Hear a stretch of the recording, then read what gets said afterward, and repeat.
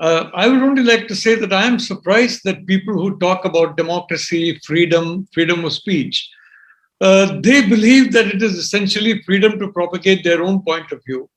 And any contrarian point of view, is frankly regarded by them as almost an infringement of democracy, of rights and freedoms.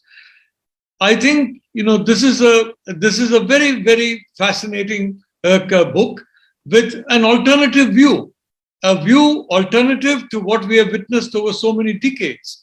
And may I point out that that there's a very old saying which has been said a zillion times: the proof of the pudding is in the eating.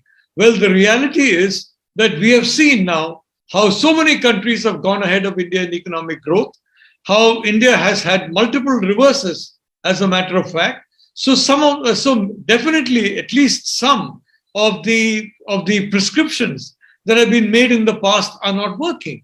But those prescriptions are still presented by those who believe that they are the present and the future. The past is the past, the present is the present, and the future is the future. There are three distinct stages. What I liked about this particular book is the fact that it presents an alternative view. It does not claim to be the only view. It does not claim to be, the dominant view. But although more and more people are subscribing to this view, but I think this is where it is important. Why? Because we are today in an age of an attempt at unipolarity.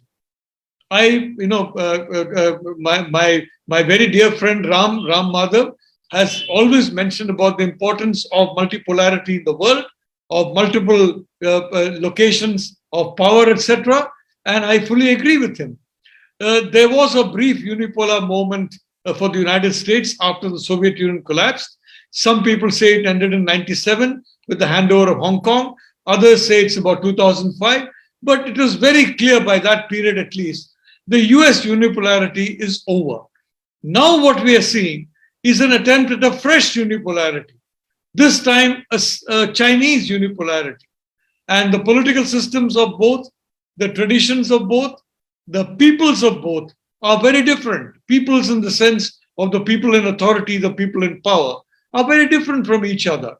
So this effort at creating a new unipolarity is what is confronting the world today. And I just want to end my this particular thing by saying, India had a golden opportunity in the 1950s. Prime Minister Nehru stood tall among world leaders. We were possibly among the first countries to win our freedom. And we won our freedom in multiple ways, some of which are accurately recorded, others of which are ignored. But, the 1950s were a period when India was on the world stage and was tall. But then what happened? There were missed challenges.